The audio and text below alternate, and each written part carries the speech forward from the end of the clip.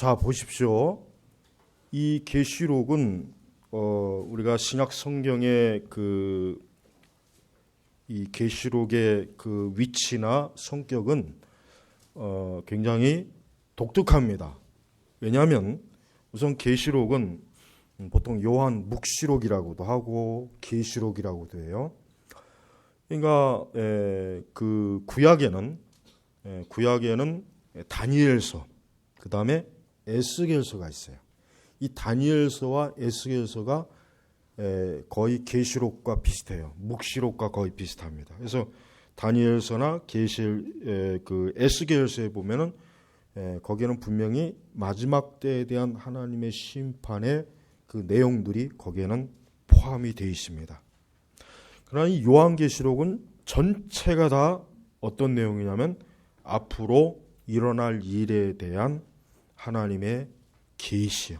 그러니까 사실은 요한계시록은 물론 우리는 학자들이 말하는 것이 요한계시록이 과연 초대교회 성도만을 위한 것이냐, 전 교회의 역사, 그러니까 전체 쉽게 얘기하면은 주님 오시는 그날까지, 그러니까 초대교회부터 주님 오시는 그날까지 전체 교회를 위한 것이냐, 아니면은 마지막 때 정말 마지막 그 끝에 있는 교회 성도들을 위한 것이냐, 이 계시록을 연구하는 학자들 사이에는 서로 이제 의견이 관점이 약간 차이가 있어요. 그러니까 이 요한계시록은 초대교회 성도들만 위해서 쓰여진 것이다라고 그렇게 보는 학자도 있고, 아니다, 이것은 전체 교회를 위해서, 그러니까 초대교회부터 주님 오시는 그날까지 전체 교회를 위해서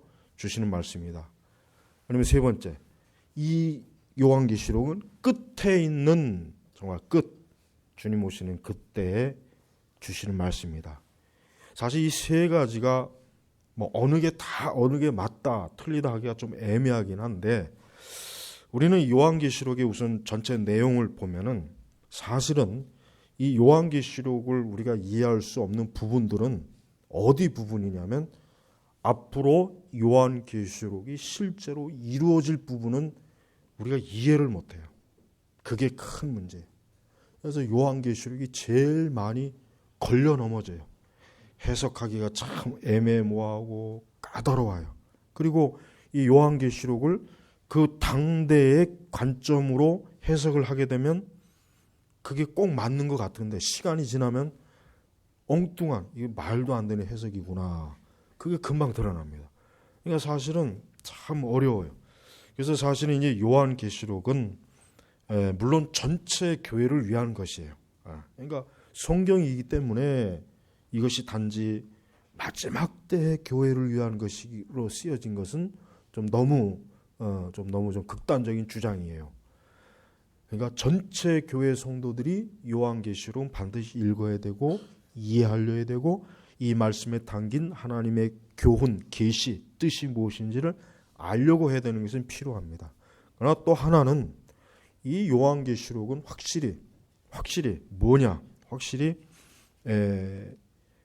앞으로 이 요한계시록이 실제로 이루어질 그 세대에 가서야 이 성경은 정확하게 열리고 이해해야지, 이거는 우리가 지금 막 아무리 이렇다 저렇다 해도 사실 어려워요. 그래서 가장 어려운 주석이 요한계시록이에요. 칼빈 선생님도 요한계시록을 안 쓴 게 왜 안 썼냐면, 요한계시록을 주석을 할 수는 있었겠지만, 그러나 이 요한계시록을 주석하면 자칫하면은 괜히 오해받을, 또 혹 잘못된 주석을 달까봐 요한계시록은 사실은 빼놓은 거예요. 여러분, 지금도 요한계시록에 대한 많은 주석이나 책들이 많아요. 읽어보면은 몇 부류가 있어요. 아주 황당무계한 거, 말도 안 되는 거, 너무 어떤 시대적인 징조를 막 풀어내니까, 이게 시간이 지나고 보니까 그 시대는 그럴듯한 것 같은데, 시간이 지나고 보면 너무 엉뚱한, 그러니까 아주 그냥 이상한, 요한계시록 아주 이상한 책이 돼버린 거예요. 그러나 또 한편으로는 그냥 일반적인 교훈을 추출할 수는 있어요. 일반적으로 영적 교훈은 추출할 수 있단 말이에요. 근데 그게 한계예요. 더 이상 이 안에 들어가 보면은 이제 4장 이후부터 들어가 보면은 뭐 7째 봉인, 금함로, 인침, 14만, 뭐 5째 나팔, 천사, 작은 책, 여자와 용, 여기 이 내용 들어가면은 헤매는 거예요. 어쩔 수 없어. 이건 어떤 신학자들도 이건 해석 못해요. 그냥 일반적인 교훈은 뽑아낼 수 있는데 정확하게 이게 도대체 어떠한 말씀인지는 이건 우리로서는 모르는 거예요. 그러니까 요한계시록을 함부로 해석을 하거나 그러면 안 돼요. 그냥 모르면 모르는 대로 덮어둬야 돼요. 그 이상하게 그냥 막 해석해가지고 오히려 더 성경을 더 막 희한하게 만드는 거예요. 신천지들이 항상 보면 비유풀이. 그 왜 그런지 아십니까? 비유풀이야말로 가장 다루기, 그러니까 써먹기가 좋거든. 눈에 걸면 눈거리가 있네. 코에 걸면 귀에 걸면 귀걸이, 코에 걸면 코걸이. 아무데나 갖다 걸면은 맞는 것 같아요. 맞는 것 같단 말이에요. 근데 실상은 너무나 그릇된 게 많죠. 그러니까 뭐 비유풀이 이거 너무 이거 좋아하는 사람들은 그 사람들은 성경을 오해할 여지가 너무 많으니까 극히 조심해야 됩니다. 자, 그러나 오늘 우리가 읽을 말씀은 명확한 말씀입니다. 보아라, 그분이 구름을 타고 오실 것이다. 이 구름이 어떤 구름이에요? 진짜 구름이에요. 상징으로 해석하면 안 됩니다. 진짜 예수님은 구름을 타고 올라가셨듯이 구름을 타고 오신다는 거예요. 오신다는 거. 네. 무슨 비행기를 타고 오시는 게 아니에요. 아마 구름이 혹시 뭐 다른 거 아닐까? 뭐 자꾸 영해를 해버리죠. 영해. 영적 해석한다고 자꾸 해가지고 이상한 걸 얘기하죠? 아닙니다. 구름이에요. 그냥 정말 하늘의 구름을 타고 오세요. 네. 그 다음에 각 사람의 눈이 그분을 볼 것이며, 각 사람, 그러니까 모든 사람, 이 지구상에 있는 모든 사람이 보는 거예요. 근데 한 가지 이해할 수 없는 건 지구는 평평한 게 아니라 둥근데 어떻게 모든 사람이 볼 수 있을까? 하나님의 능력으로는 전혀 어려운 게 없습니다. 우리로서는 이해하기 약간 어렵지만 하나님의 능력으로서는 전혀 어려운 게 없어요. 그러니까 모든 사람이, 각 사람이 그분을 볼 것이며, 예수님을 볼 것이며, 예수님을 보는 거예요. 이 예수님이 어떠한 분이십니까? 그 5절 하반부에 보면은 우리를 사랑하셔서 그분의 피로 우리의 죄에서 우리를 해방하시고, 바로 이분이에요. 이 예수님이 구름을 타고 오시는데 각 사람이 다 보는 거예요. 그때는 교회 다니는 사람만 보는 게 아니에요. 예수님이 영적 재림했다. 여호와의 증인, 이 나쁜 놈들 영적 재림했다. 지들만 알아요. 지들만. 안식교도 그런 또 헛소리하죠. 지들만 아는 재림이에요. 근데 성경에는 뭐예요? 각 사람이, 예수님이 비밀 재림이 아닙니다. 몰래 오는 게 아니에요. 각 사람, 모든 사람. 저 지금 교회 바깥에서 있는 사람도, 이 교회 안에 있는 사람도 예수님은 뭐예요? 다 보는 거예요. 실내에 있던 바깥에 있던, 어쨌든 그때는 뭐예요? 주님이 오실 때 모든 사람이 보는데 그분을 찔렀던 자들도 그분을 볼 것이요. 그러니까 예수님을 핍박했던 사람, 예수님을 안 믿는 사람이에요. 불신앙자들을 총체적으로 얘기하는 거예요. 응? 땅의 모든 족속이 그분으로 말미암아 통곡할 것이니, 땅의 모든 족속이라고 하는 것은 모든 민족을 얘기하는 거죠. 모든 민족. 전 세계는 모든 민족이 뭐예요? 그분으로 말미암아 통곡할 것이니. 왜 통곡을 하겠습니까? 이유가 뭐겠어요? 단 하나예요. 예수님을 안 믿었던 사람들. 예수 그리스도의 재림, 예수님의 심판, 하나님의 살아계심, 천국과 지옥, 이것을 안 믿었던 사람들은 실제로 예수님이 오시는 것을 보는 그 순간 이제 우린 죽었구나. 진짜 성경이 사실이구나. 진짜 복음이 사실이구나. 참으로 예수님이 진짜 계셨구나. 정말 예수님이 구름을 타고 오시는구나. 그들은 정말 상상도 하지 못했던 사건들이 그때 일어나는 그 순간 자기들이 뭐예요? 그리스도의 진노. 여기 그래서 계시록 20장 12절에는 다시 한번 그 성경의 계시를 마무리하면서 다시 한번 강조하는 거예요. 보아라. 그러니까 보아라. 그러니까 똑똑히 눈여겨 봐라. 내가 속히 오겠다. 예수님 친히 내가 속히 오겠다. 내가 줄 상이 나에게 있어 각 사람의 그의 행위대로 갚아주겠다. 특별히 이제 계시록 22장 12절은 누구를 초점으로 하는 겁니까? 믿는 자들을 초점으로 하는 거예요. 계시록 1장 7절은 믿지 않는 사람에게 초점을 뒀어요. 그러니까 주님이 오시는 그 순간 우리는 죽었구나, 망했구나, 멸망했구나, 사망했구나. 통곡을 하는 거예요. 통곡을. 이제 우리는 그 하나님의 예수님이 오시는 모습을 보는 순간 얼어붙는 거예요. 이제는 지옥이 눈앞에 보이는 거예요. 자기들이 받을 죄의 심판과 재앙이 그 예수님의 재림하심을 통해서 보이는 거예요. 그러다가 이제 그 22장 12절에 들어가면은 그 가운데 뭐가 있었냐면은 1장에서 22장 그 사이에 뭐가 있어? 대환란이 있잖아요.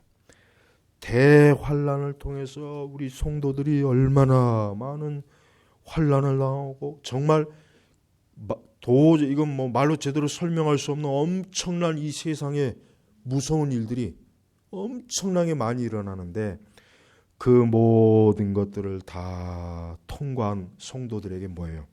내가 줄 상이 나에게 있어 각 사람의 그 행위대로 갚아주겠다. 그러니까 이 엄청나고 무시무시한 이 신앙의 핍박과 환란에서 잘 이겨낸 자, 승리한 자, 남은 자들에게는 뭐예요? 주님이 내가 속히 와서 너희가 나를 위한 충성과 헌신에 대해서 내가 상을 줄 것이다. 이러한 위로와 소망이 말씀합니다. 그러니까 오늘 1장 7절은 뭡니까? 보아라, 그분이 구름을 타고 오실 것이다. 요한 사도는 자기가 이제 하나님의 계시를 보는 그 서론을 얘기하면서 7 교회에다가 이제 이 요한계시록의 편지를 쓰잖아요. 그 전에 바로 지금 이 7절의 말씀을 한 거예요. 보아라, 그분이 오실 것이다.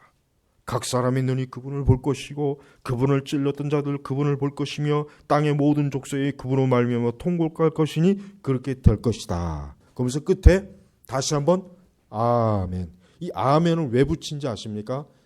요한 자기의 이 말에 대한 확증을 하기 위한 거예요. 아멘이 무슨 뜻이에요? 진실로 그렇게 될지어다. 될 것이다. 쉽게 얘기하면은 요한은 이 계시를 받으면서 이 계시를 전달하는 사람이에요. 그러니까 그 7 교회가 지금부터 내가 너희에게 계시하는 이것은 반드시 이루어질 것이고 성취될 것이며 그렇게 될 것이다 라는 뜻으로 아멘이라고 하는 도장을 꽉 찍은 거예요. 그러니까 얼마나 이 말씀이 중요한 말씀인지를 반드시 교회가 기억해야 된다라는 강조점을 준 게 바로 아멘을 붙인 이유가 바로 그 이유란 말이에요. 성도 여러분, 그렇습니다. 지금 요한이 처음에 이 계시를 받았을 때는 교회가 어떤 상태입니까? 굉장히 환난을 많이 받는 상태예요. 사실 요한 자신도 patmos섬에 지금 요한이 제일 오래 살았잖아요. patmos섬에 지금 갇혀서 지금 감금되어 있는 상태, 자유가 없어요. 지금 핍박을 받는 상태에서 그 patmos섬에서 계시를 받고 있어요. 그래서 이 그분을 찔렀던 자들도라고 하는 것이 사실은 자기 당대의 예수 그리스도, 교회를 핍박한 자들을 지칭하는 거지만 이것은 전체 역사 속에서 결국은 교회를 핍박한, 그리스도인들을 핍박한, 우리 성도들을 핍박한, 복음을 거부하고 복음에 대해서 욕되게 한 그 자들을 또 총체적으로 말해나는 거예요. 근데 바로 그런 모든 이들이 어떻게 됩니까? 결국 예수님이 오신 걸 보는 거예요. 믿지 않는 자들, 예수님을 부인한 자들, 예수님을 핍박한 자들, 예수님을 찌른 자들, 교회를 파괴하고 지금도 교회를 욕되게 하고 욕을 하고 하나님을 멸시하고 기독교에 적대적으로 활동하는 모든 사람들이 예수님이 오심을 보는 거예요. 보는 그 순간 그들은 자기들이 잘못했구나, 자기들이 너무나 큰 죄를 지었구나, 자기들이 지금 엄청나게 큰 실수를 했구나, 우리가 진리를 대적했구나, 그동안 자기들의 거짓된 어리석은 생각과 무신론과 진리를 미워하고 파괴하는 그런 모든 것들에 대해서 이제는 한순간에 뭡니까? 이제는 그 하나님의 심판이, 불의 심판이 자기가 멸망으로 다가오는 거라는 것을 저들이 알게 되는 것입니다. 그렇습니다. 여러분, 예수님은 반드시 오십니다. 많은 이단들이 계시록을 가지고 잘못된 일을 저지르고 해석해서 점차 교회가 예수님의 다시 오심에 대해서 잘 언급을 안 하고 그에 대해서 꺼리기지만, 그러나 우리는 성경의 이 말씀은 명확한 진리예요. 예수님은 다시 오세요. 다시 구름을 타고 오십니다. 그것도 모든 사람이 볼 수 있도록 오세요. 그때는 모든 사람이 볼 거예요. 술집에 있던 사람도 예수님 볼 것입니다. 음란한 곳에 있던 사람도 예수님을 볼 것이에요. 파티장에 있던 사람도 예수님을 볼 것이에요. 예배당에 있는 우리도 예수님을 볼 것이고, 저 바깥에서 길 가는 사람도 볼 것이에요. 누구나 다 예수님을 볼 것이에요. 숨길 수가 없어요. 주님 오시는 그날에 주님을 보지 못할 사람은 한 사람도 없어요. 다 봐요. 모든 사람이 봅니다. 모든 사람이 예수님을 보면서 드디어 그토록 교회에서, 그토록 하나님의 사람들이 증거했던 그분이 진짜로 오시는구나. 정말 그분이 구름을 타고 오실 때 누가 옵니까? 하늘의 천사들과 와요. 그 천사들은 어떠한 자들입니까? 하나님을 대적한 자들을 지옥으로 잡아넣는 일을 하는 이 일을 하도록 천사들이 같이 오는 거예요. 그 하늘의 군대예요. 그들은 예수님 오시는 그 순간, 그때까지 남아있던 모든 자들을, 불신앙자들 지옥에 넘길 거란 말이에요. 그러니까 주님이 다시 오실 땐 그냥 오시는 게 아니에요. 철장으로, 심판으로, 무서운 분으로 오시는 거예요. 그래서 계시록은 예수님이 오실 때 이 땅에 있는 권세들과 왕들이 차라리 그 예수님이 오시는 걸 보지 않고 바위가 자기들을 덮어서 차라리 죽었으면 하는, 얼마나 주님이 오실 때 무섭고 두려우면은 그들은 어디 숨고 싶어서 그 바위가 차라리 자기를 덮쳤으면 하는 그런 바람입니다. 근데 계시록에 아주 이해할 수 없는 하나의 문장이 하나 있어요. 그때는 죽고 싶어도 죽음이 자기를 피한다 그랬어요. 저는 그 문장이 참, 사람이 극한 상황에 오면 차라리 죽어요. 그러면 죽으면 다 해결되니까. 근데 그때는 죽음도 그들을 피해요. 죽음의 권세를 누가 가지고 있어요? 하나님이 가지고 있죠. 그러니까 악인이 죽고 싶어도 못 죽는 거예요. 더 큰 재앙이고 더 큰 무서움이에요. 성도 여러분, 우리가 정신을 똑바로 차려야 돼요. 왜 그러냐면, 여러분, 지금 우리가 사는 세상에 가장 여러분 주위에서 바라봐야 될 게 있어요. 우리가 살아가는 세상에서 가장 지금 주위에서 바라볼 게 뭐냐면은 환경. 얼마 전에 파리에서 기후 협약을 맺었죠. 그래가지고 앞으로 온도를 어느 정도 이렇게 맞추겠다. 그래서 뭐 탄소 배출을 뭐 각 국가에다 할당량을 주고. 근데 한 가지 이제 앞으로 이 세상의 통치가 하나가 되는 통치의 가장 중요한 요소 중에 이 환경이라는 요소가 굉장히 중요합니다. 왜 그러냐면 앞으로 이 환경을 보존하고 지키기 위해서 이제는 강력한 각 국가마다 제도적인 장치를 반드시 할 거예요. 강압적으로. 그래서 그걸 통해서 온 세계와 이 국가를 어때요? 전적으로 하나로 묶는 하나의 중요한 요소가 돼버려요. 분명히 앞으로의 세상은 우리가 명확하게 볼 수 있지만 앞으로의 세상은 이 모든 세계가 하나의 나라가 될 것입니다. 하나의 통치기구 아래에 있을 것이에요. 이건 틀림없습니다. 이건 사실입니다. 이거는 절대 없는 얘기를 꾸며낸 게 아니에요. 그래서 우리는 온 세상이 하나로 묶어지는 지금 과정을 계속해서 하고 있어요. 지금 하고 있잖아요. 전 세계에서 계속 정치 지도자들이, 경제 지도자들이 그걸 위해서 계속 모이고, 그걸 위해서 국제회의를 하고, 그걸 위해서 계속해서 유엔에서 모이잖아요. 그 일이 뭐겠습니까? 온 세계를 하나로 묶어서 더 이상 전쟁도 없고 테러도 없고 파괴도 없는 그런 세상을 만들자. 또 자연을 파괴하지 않은 이 자연을 보존하는 세계를 만들자. 그런데 그렇게 되기 위해서는 제거해야 될 대상이 많습니다. 그 중에 하나가 뭐예요? 우리 기독교예요. 그 중에 하나가 교회입니다.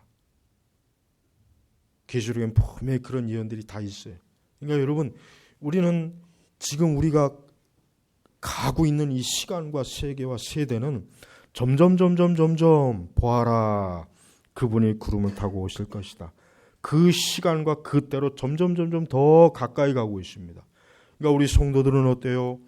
영적으로 우리 성도들은 장래 이 세상에 유토피아가 올 거라 생각하지 말고 장래에는 이 계시록에 나와 있는 무서운 환란, 예, 무서운 환란이 와서 온 세계를 뒤집어 엎고 온 세계 사람들을 두려워하게 하고 놀라게 하고 특별히 우리 믿는 사람들은 극심한 환란과 고통이 때가 온다는 것을 꼭 명심해야 돼요. 이게 적어도 계시록에서 적어도 이것만큼은 계시록에서 확실히 우리가 알 수 있어요. 그 이상은 더 구체적으로 우리는 알 수 없습니다. 다만 너무나 많은 말씀이 우리에게 주는 여러 말씀이 특별히 14장 9절에 보면 이런 말씀이 있죠. 저는 이 해석을 아직도 제가 쉽게 못 하겠는데 함부로 하기가 좀 어려운데 9절에 보니까 세 번째 천사 다른 천사가 그들을 따르며 큰 소리로 말하였다.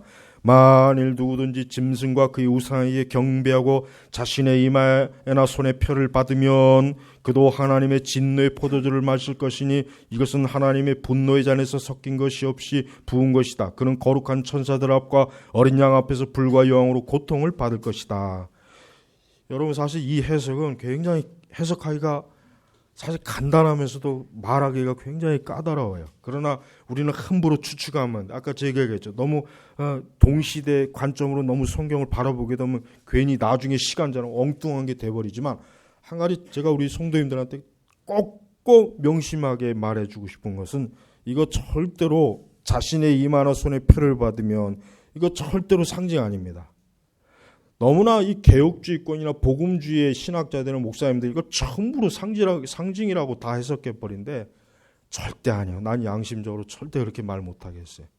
그렇다고 해서 너무 지나치게 이상한 쪽으로 나는 가고 싶진 않지만 이건 절대 상징은 아니에요. 절대 상징이 아닙니다. 이건 상징은 아닙니다. 분명히 이와 같은 것으로 믿는 자들을 믿지 않는 자들에게서 갈라내어 가지고 믿는 우리들을 아주 도살하고 죽이려고 계획적인 그 계획이 실행이 될 거라며. 이건 절대 상징 아닙니다. 이건 절대 상징 아니니까 적어도 이거는 절대 상징은 어쨌든 아니다. 이거는 실제 문자적으로 이루어질 것이다라고 하는 것을 꼭 여러분들이 알고 있어야 됩니다. 이런 부분들에 대해서 특별히 우리 개혁주의나 이런 복음주의권들이 전부 이걸 문자적으로 해석하고 이걸 실제 그러니까 상징으로 해석해서 문자적으로 해석하는 사람들 자꾸 이상하게 몰고 가요. 물론 이상한 말도 그들이 좀 해서 그게 문제이긴 한데 그러나 이것까지 도매급으로 넘기면 그건 큰 오류예요. 그건 잘못되는 거예요. 자, 계시록에 보면은 창세기에 보면은 무슨 말씀이 있습니까? 가인이 그 동생을 죽이고 난 다음에 가인이 뭐라 그래요? 가인이 이제 내가 동생을 죽이고 나니까 겁이 나는 거예요. 모든 사람들이 날 죽이면 어때? 그러니까 하나님께서 가인에게 표를 줬어요. 표를 줘서 그 표를 받았기 때문에 가인을 사람들이 손을 못 댔어요. 그 표가 뭔 표입니까? 보이는 표란 말이에요. 그 영적인 표입니까? 아니죠. 뭔가 보이는 표를 주었어요. 그래서 그 당시의 사람도 저거 하나님의 표다. 저 손대지 말라는 거다. 그래서 가인이 어쨌든 하나님의 은혜로 동생이 죽은 거에 대해서 보복을 받진 않았잖아요. 자, 계시록에 있는 이 짐승의 자신의 이마에나 손에 표를 받으면 이 사인 이걸 제발 영적으로 해석하면 안 돼요. 나는 주석들마다 보면은 웃기는 게 그들이 말하는 영적인 해석이 뭔지 하나도 내놓은 게 없어요. 어떤 해석은 요 본문들은 전부 건너뛰어.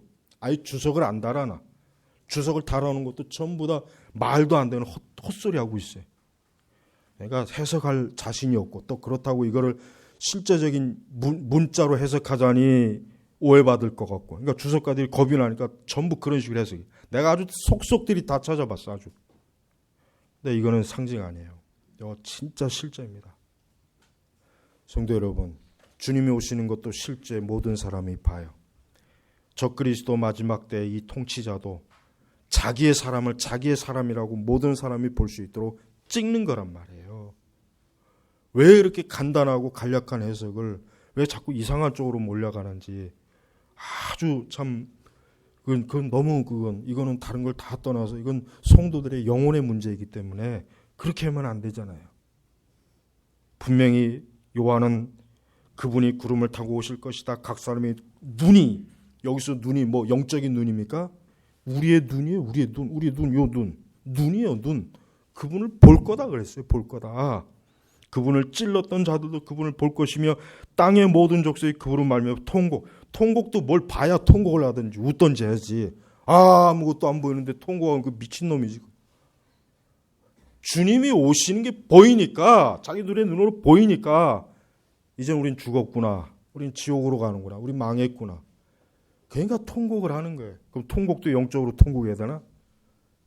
그러니까 계시록은요 아주 묘한 게 명확하게 이해할 수 있는 구절도 많아요.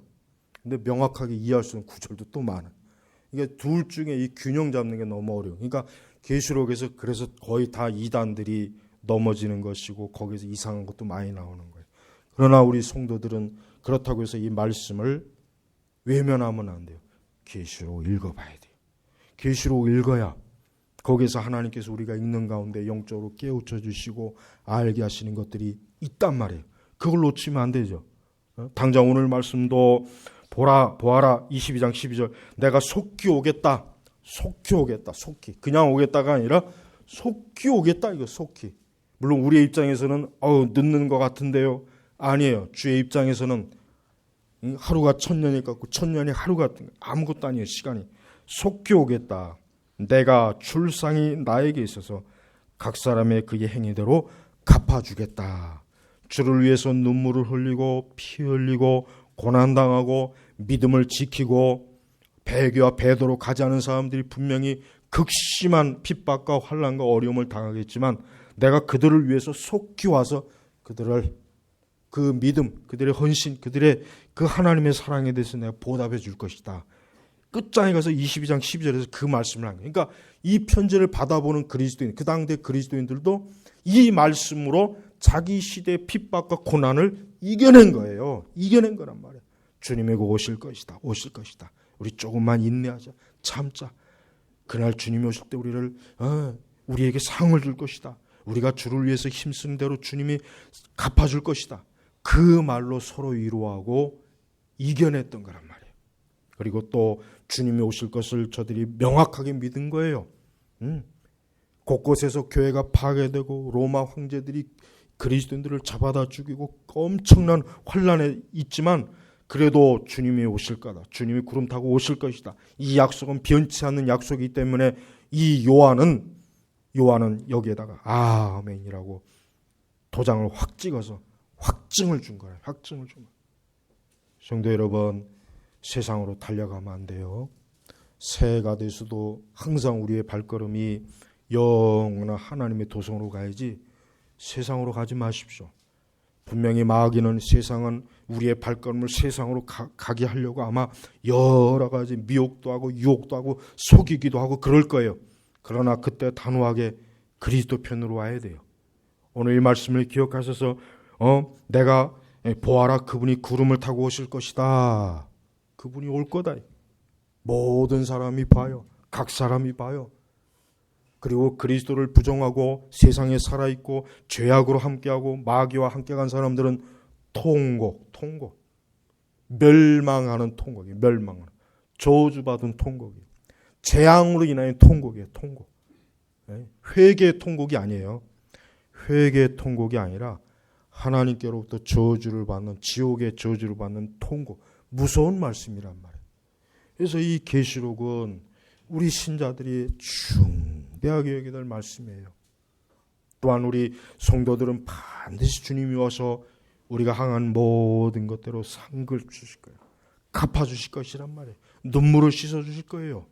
절대로 주께서는 주를 위해서 충성되이 주를 위해서 믿음으로 살고 주님께 헌신하고 주를 위해서 모든 세상을 뒤로한 성도들을 절대 그냥 보내시는 분이 아니에요. 갚아주셔요. 상급을 주셔요. 칭찬을 하신단 말이에요. 그러니까 우리 성도들은 시간이 가면 갈수록 또 이제 한 해가 갈게요. 주님 오실 때가 더 가까운 거예요. 주님이 구름을 타고 오실 때가 가까운 겁니다. 이 말씀을 절대로 상징으로 영적으로 해석하지 말고 이 말은 실제로 이루어질 것이다. 실제로 이루어질 것이다. 예수님이 실제로 부활 이후에 하늘로 승천할 때도 500여 명이 봤잖아요. 실제로 눈으로 봤단 말이에요. 눈으로. 그래서 바울도 아직까지도 예수님이 그 구름 타고 올라간 걸 본 형제들이 있다. 그러니까 우리가 거짓말을 하는 게 아니다. 그랬잖아요. 증인들이 있다. 이거 증인들. 그러나 마지막 때는 모든 사람이 봐요. 모든 사람. 특히 지금 이 시간 예수 그리스도를 믿지 아니하고 그저 자기의 인생은 자기고 내 시간은 내 거고 내 물질은 내 거고 내 인생은 내 거고 오직 나를 위해서 쓰고 자기의 육신의 종욕과 자아만을 위해서 산 사람들은 그날에 통곡합니다. 그날에 비명을 지릅니다. 그러니까 우리는 빨리 새해는 더 그리스도를 가까이 해야 돼요. 하여튼 예수님에게 절대로 떨어지지 않겠다고 하는 각오. 나는 그리스도와 절대로 떨어지지 않겠습니다. 나는 그 주님과 하여튼 탈싹 잘라붙어서 주님과 같이 할 것입니다. 이 믿음을 우리가 새롭게 다져야 된단 말이에요. 우리 제네바 교육교회 성도 여러분, 오늘 2015년 주일 오후 마지막 예배 때 여러분에게 주시는 이 말씀, 보아라, 내가 속히 오겠다. 내가 줄 상을 나에게 있어 각 사람에게 그의 행위대로 갚아주겠다 하는 이 말씀. 이 말씀은 지금 우리에게 하시는 말씀이에요. 이 말씀은 성도들에게 하시는 말씀이란 말이에요. 이 말씀이 반드시 이루어질 것을 여러분 믿고 내년 한 해도 한눈 팔지 말고 오직 그리스도만을, 그분에게만 눈을 고정시켜서 그분만 따라가면 안전한 길로 갈 수 있습니다. 기도하겠습니다. 하나님 아버지 감사합니다. 주여, 우리가 사는 세대의 정신을 차리고 시대의 표적을 보며 때가 어떤지 시간이 어떠한지 그러한 지혜를 가지고 저희가 살아가도록 도와주옵소서. 오늘 이 2015년 이제 주일 오후 마지막 예배입니다. 하나님, 우리 성도들이 더욱 이 세상과 함께 취하지 말고 하나님 나라 거룩한 시온성을 향해 달려나가도록 우리 온 성도들에게 용기와 믿음과 담대함과 기쁨을 주시옵소서. 예수 그리스도의 이름으로 기도 올렸습니다. 아멘.